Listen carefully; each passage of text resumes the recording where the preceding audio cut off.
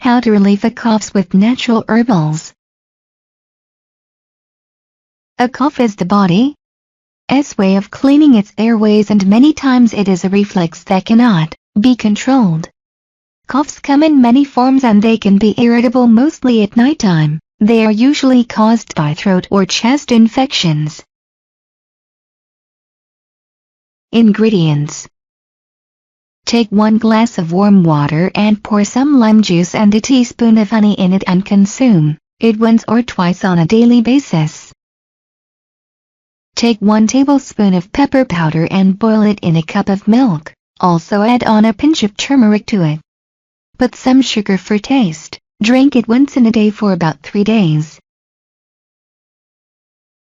Use unadulterated licorice root and boil for 20 minutes to make a decoction. Use about 1 cup of water for a 4-inch piece of root, or if you have powdered licorice root, dissolve 1½ teaspoon in 1 cup hot water. Add honey as desired and drink.